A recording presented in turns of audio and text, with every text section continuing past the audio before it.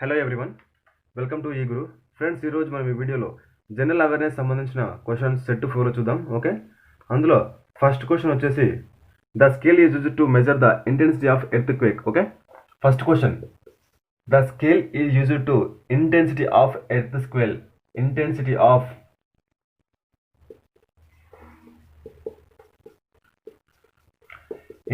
Of earthquake. Okay, భూకంపాల యొక్క తీవ్రతను ఏ స్కేల్తోని కొలవడం జరుగుతుంది అంటే ఆన్సర్ వచ్చేసి Richter scale. Okay, Richter scale. ఇందులో ఈ రిక్టర్ స్కేల్ మీద మనం గ్రాఫ్ ఉపయోగిస్తాం. ఓకే, ఆ గ్రాఫ్ మీద ఈ యొక్క వేవ్స్ అనేవి డ్రా చేయడం జరుగుతుంది. ఆ గ్రాఫ్ నేమ్ వచ్చేసి సెసిమోగ్రాఫ్. అండ్ అలాగే ఆ యొక్క వేవ్ను వచ్చేసి సెసిమో వేవ్స్ అంటారు. Okay, seismo waves. ఈ వేవ్స్ అనేవి మనకు ఈ ఒక గ్రాఫ్ పేపర్ మీద డ్రా చేయడం జరుగుతుంది రిక్టర్ స్కేల్ ఉపయోగించి. ఓకే, ఇది information. Next, blood pressure may be increased by the excessive section of which hormone in body. Okay, మన శరీరంలో బీపీ అనేది ఏ హార్మోన్ పెరుగుదల వల్ల బీపీ అనేది పెరగడం జరుగుతుంది. ఓకే, పెరగడం జరుగుతుంది. బీపీ, బ్లడ్ ప్రెషర్ అనేది ఏ హార్మోన్ వల్ల ఇంక్రీజ్ కావడం జరుగుతుంది. ఓకే, ఇంక్రీజ్ కావడం జరుగుతుంది. ఓకే, ఇది హార్మోన్ వచ్చేసి thyroxine.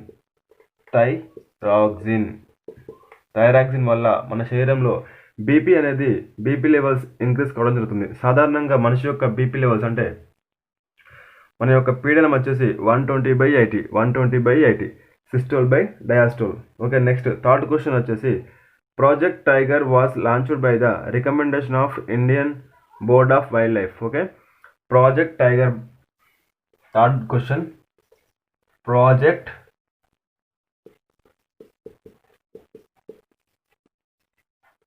Tiger is a project to count the how many tigers present in India. Okay, and launched by the recommendation of which Indian board of wildlife. Okay, Indian board of wild life వల్ల recommendation మీద ఈ యొక్క project tiger అనేది ఏ ఇయర్లో launch చేయడం జరిగింది? అంటే 1973. Okay, 1973లో ఈ యొక్క ప్రాజెక్ట్ టైగర్ అనేది లాంచ్ చేయడం జరిగింది. అండ్ అలాగే వైల్డ్ లైఫ్ ప్రొటెక్షన్ యాక్ట్ అనేది ఎప్పుడు మనకు లాంచ్ చేయడం జరిగిందంటే వైల్డ్ లైఫ్ ప్రొటెక్షన్ యాక్ట్ అనేది 1972లో ఇది మనకు రావడం జరిగింది. ఓకే, ఇవి గుర్తుపెట్టుకోవాలి. ఇవి యాక్ట్ అంటే చట్టాలు. ఓకే, ఈ చట్టాలు మనం గుర్తుపెట్టుకోవాలి. ఇవి డైరెక్ట్ క్వశ్చన్స్ వచ్చే అవకాశం ఉంది. ప్రాజెక్ట్ టైగర్ ఏ ఇయర్లో స్టార్ట్ చేశారంటే 1973. వైల్డ్ లైఫ్ ప్రొటెక్షన్ యాక్ట్ ఎప్పుడు స్టార్ట్ అయిందంటే 1972. Okay, and next fourth one వచ్చేసి which award is given for the excellence in the field of literature. Okay, మన భారతదేశంలో కవులకు రచయితలకు ఇచ్చే అత్యున్నత పురస్కారం పేరేమిటి? ఓకే, అత్యున్నత పురస్కార పేరేమిటి? ఫోర్త్ క్వశ్చన్ వచ్చేసి award in literature in India. Award in literature in India. Okay, award in literature in India. Okay, మన భారతదేశంలో రచయితలకు ఇచ్చే అత్యున్నత పురస్కార పేరేమిటి అంటే భారతీయ జ్ఞాన్పీఠ్ పురస్కార్. ఓకే, భారతీయ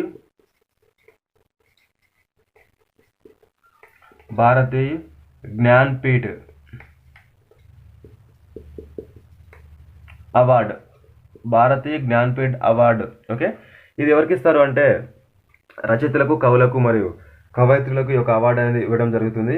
ఓకే, మనకు ఒక్కసారి చూస్తే 2019లో 55వ ఈ యొక్క జ్ఞాన్పీఠ్ అవార్డు ఎవరికి రావడం జరిగింది? ఓకే, 2019లో 55వ జ్ఞాన్పీఠ్ పురస్కార్ ఏ కవికి, ఏ లాంగ్వేజ్కి సంబంధించిన పర్సన్కి రావడం జరిగింది? ఓకే, ఒకసారి చూద్దాం. మనం ఈ యొక్క 55th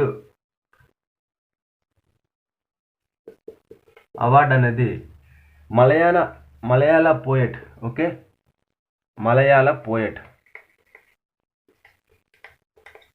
మలయాళ సంబంధించిన పోయెట్ ఎవరంటే అకితం అచ్యుతం నంబూద్రి. ఓకే, ఇతను రీసెంట్గా చనిపోవడం జరిగింది 2020లో. ఓకే, మనకు ఒకసారి అవార్డు చూద్దాం. మనకు భారతదేశంలో కవులకు ఇచ్చే అత్యున్నత పురస్కారం పేరు ఏమిటి అంటే భారతీయ జ్ఞాన్పీఠ్ అవార్డు. ఈ 55th మనకు ఎవరికి రావడం జరిగింది అంటే మలయాళం భాష సంబంధించిన కవి అయిన అక్కితం అచ్యుతం నంబూద్రికి ఈ యొక్క 55వ జ్ఞాన్పీఠ్ పురస్కారం అనేది రావడం జరిగింది. ఓకే ఫ్రెండ్స్, ఇవన్నీ మనకు ప్రీవియస్గా చాలా చాలా ఎగ్జామ్స్లో అడిగారు. ఓకే, మన రీసెంట్గా జరిగిన ఎస్ఎస్సి సిహెచ్ఎస్ఎల్ మరియు ఎస్ఎస్సి స్టెనోగ్రాఫర్ సంబంధించిన డిపార్ట్మెంట్ ఎగ్జామ్స్లో కూడా ఈ క్వశ్చన్స్ని దాదాపు అడుగుతున్నారు. ఓకే, అండ్ నెక్స్ట్ మనం 5th క్వశ్చన్ చూద్దాం. 5th question,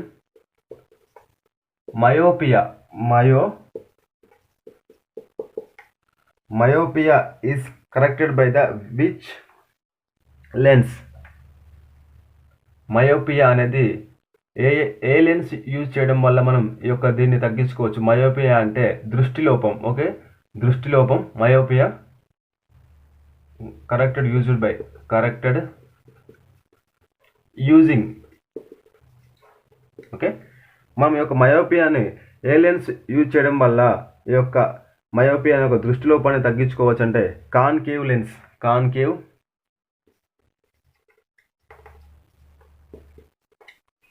okay, concave lens అంటే పుటాకార దర్పణం అంటారు తెలుగులో. ఈ యొక్క పుటాకార దర్పణాన్ని ఉపయోగించడం వల్ల మనం మయోపియా అనేది తగ్గించుకోవచ్చు. ఓకే, ఒక్కసారి మనం ఈ యొక్క కాన్వెక్స్ లెన్స్లు వీటిలో అంటే ఏ వాహనాలలో మరి ఎక్కడెక్కడ ఈ యొక్క అప్లికేషన్స్ ఉంటాయో చూద్దాం. Okay, first of all magnifying glass.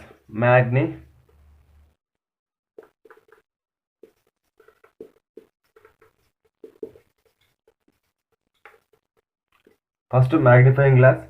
Second cars head lamps. Okay, cars head lights. Next vehicles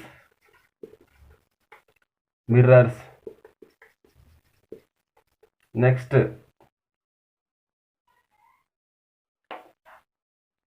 plane mirrors.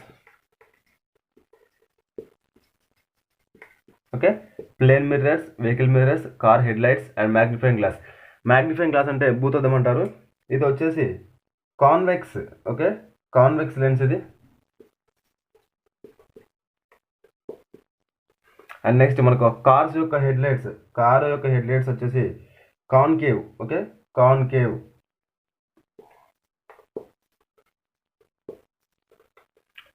Lens. Next మనకు వెహికల్స్ యొక్క మిర్రర్స్. ఓకే, మిర్రర్స్ అద్దాలు కాన్వెక్స్ ఇది. అండ్ నెక్స్ట్ ప్లేన్ మిర్రర్స్ అంటే మన యొక్క బాత్రూమ్స్ కానీ బెడ్రూమ్స్లో కానీ ఉపయోగిస్తాం. Okay, dressing purpose, dressing rooms.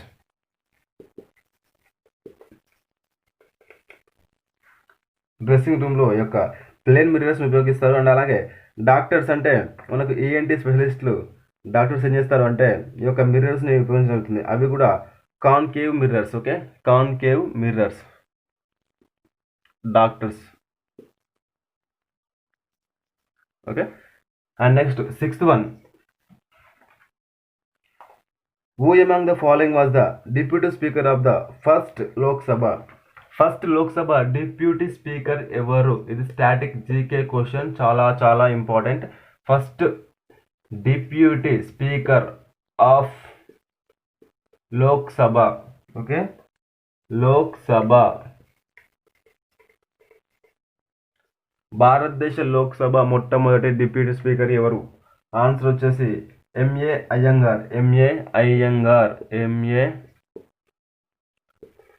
Iyengar. మరి స్పీకర్ ఎవరు? ఓకే, ఫస్ట్ స్పీకర్ వచ్చేసి first speaker of Lok Sabha is G V Mavalankar. Okay, మరి ప్రస్తుతం అంటే 17వ లోక్సభ స్పీకర్ ఎవరు? ఓకే, 17th లోక్సభ స్పీకర్ ఎవరు అంటే Om Birla. Om Birla, he is from Rajasthan quota. Okay, Rajasthan Kota. And next ఒకసారి రాజ్యసభ అంటే ఈ యొక్క లోక్సభకి 17వ లోక్సభకి డిప్యూటీ స్పీకర్ని ఇప్పటికీ ఎన్నుకోలేదు. ఆ పోస్ట్ అనేది ఖాళీగా ఉంది ప్రజెంట్ కూడా. అండ్ నెక్స్ట్ రాజ్యసభకి చూద్దాం. ఓకే, రాజ్యసభ ప్రస్తుత స్పీకర్ 17th రాజ్యసభ స్పీకర్ ఎవరు అంటే ఇండియన్ వైస్ ప్రెసిడెంట్ అయిన Venkaiah Naidu, V Naidu. Okay, V Naidu. And next he speaker. Next deputy speaker వచ్చేసి హరివంశ్ నారాయణ్. హరివంశ్ నారాయణ్.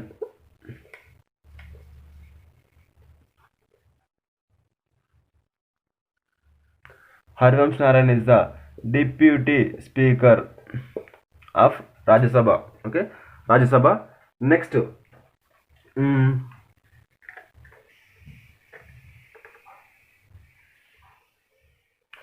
తెలంగాణ స్టేట్లో రాబోయే 10 days or 15 days లోపల తెలంగాణ పోలీస్ నోటిఫికేషన్ వచ్చే అవకాశం ఉంది.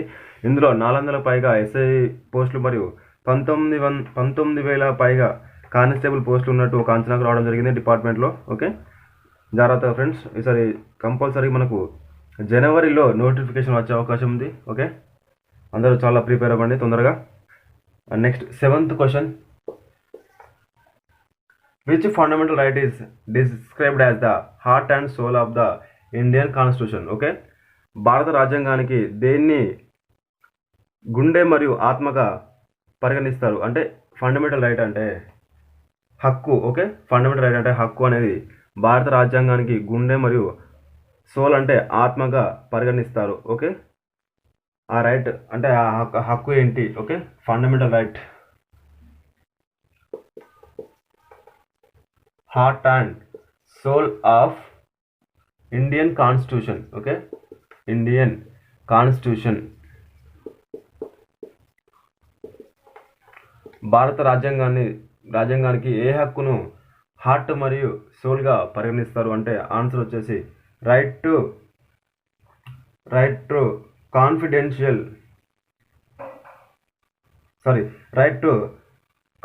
Remedies. Right to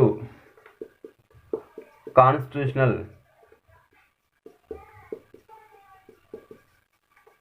remedies.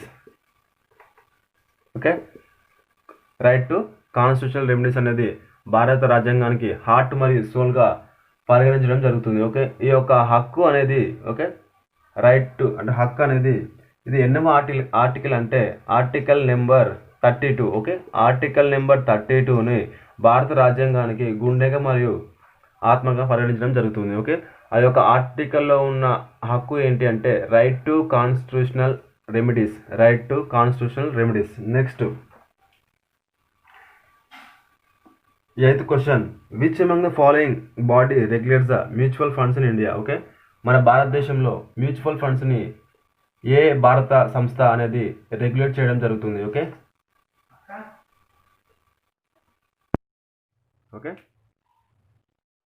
Which among the following bodies regulates the mutual fund in India? Okay, mutual funds regulate చేసే అది మన సంస్థ ఏది?